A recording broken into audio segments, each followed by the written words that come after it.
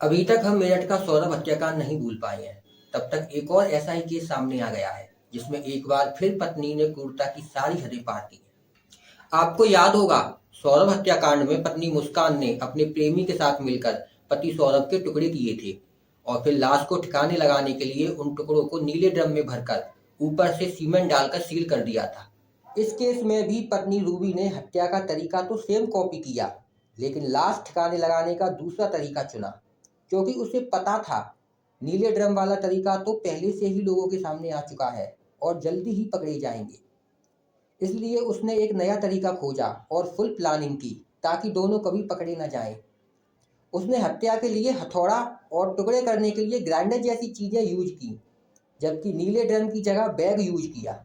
उसने वो हर निशान मिटा दिया जो उनके इस जघन्य अपराध को दुनिया के सामने ला सकता था, लेकिन फिर भी एक ऐसा निशान छूट गया जिससे पुलिस उन तक पहुंची और इस अपराध का खुलासा हुआ। चलिए आपको विस्तार से बताते हैं। नमस्कार, मैं अंकित स्वागत करता हूं आपका अलर्ट इंडिया के एक और नए एपिसोड में। अगर आपको ये वीडियो पसंद आए तो प्लीज लाइक, शेयर, सब्सक्राइब करना ना भूलें। ये घटना संभल उत्तर प्रदेश की है। दरअसल संभल निवासी राहुल जूते का कारोबार करता था। उसकी शादी 15 साल पहले चंदौसी की रहने वाली रूबी से हुई थी। राहुल और रूबी पर 2 बच्चे हैं, 12 साल का बेटा और 10 साल की बेटी। ऐसा लग रहा था जैसे उनके रिश्ते में सब कुछ ठीक चल रहा था, लेकिन ये तूफान आने से पहले की शांति थी। 18 नवंबर को राहुल अचानक गायब हो जाता है। राहुल का कुछ पता न चलने पर 24 नवंबर को उसकी पत्नी रूबी ने उसके लापता होने की शिकायत दर्ज कराई। लेकिन इसी दौरान 15 दिसंबर की सुबह करीब 9 बजे पतरौआ रोड स्थित ईदगाह के पास नाले में एक युवक की लाश मिली, जिसे कुत्ते नोच रहे थे और बुरी हालत में थी। लाश का सिर और हाथ पैर नहीं थे, फेंकने से पहले काट दिए गए थे। सूचना मिलते ही मौके पर पुलिस पहुंची और लाश को कब्जे में लिया। पहले बॉडी को मॉर्चुरी में पहचान के लिए रखा गया, लेकिन कोई नहीं आया तो फिर 5 दिन बाद बॉडी को पोस्टमार्टम के लिए भेजा गया।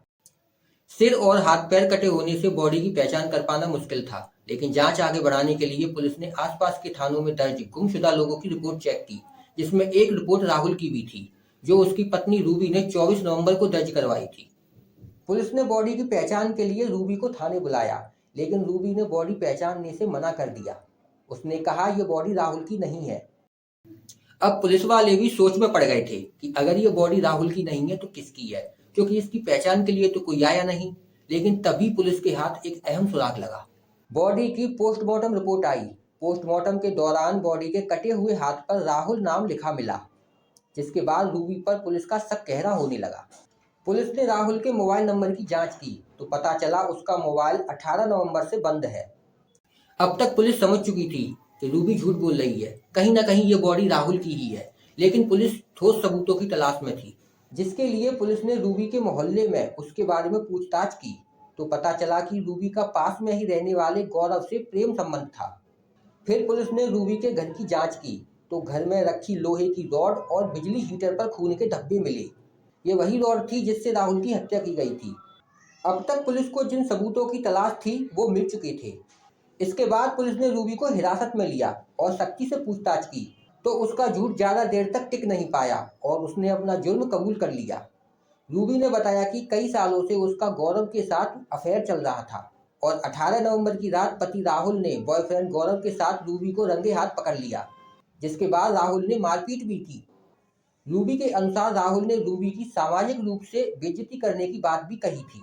उसने कहा था कि अब वो रूबी का ये सच पूरी दुनिया के सामने लाएगा। बस ये सुनते ही रूबी और गौरव दोनों ने राहुल पर अटैक कर दिया।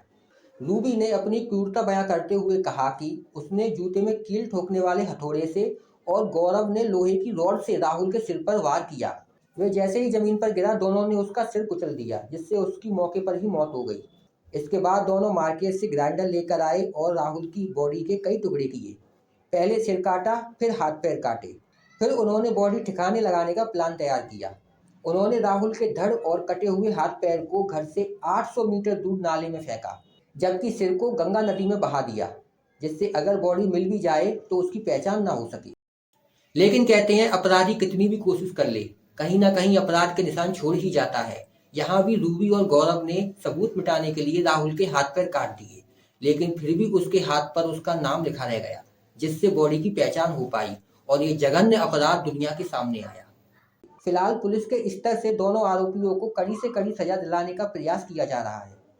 आप ऐसी पत्नी के बारे में क्या सोचते हैं? हमें अपनी राय नीचे कमेंट बॉक्स में जरूर बताएं और आने वाली ऐसी सच्ची कहानी देखने के लिए इस चैनल को सब्सक्राइब करें, साथ ही बेल आइकन दबाना ना भूलें। मैं फिर मिलूंगा एक ऐसी सच्ची कहानी के साथ। तब तक सावधान रहें, सुरक्षित रहें। अलर्ट इंडिया, एक कदम सतर्कता की ओर।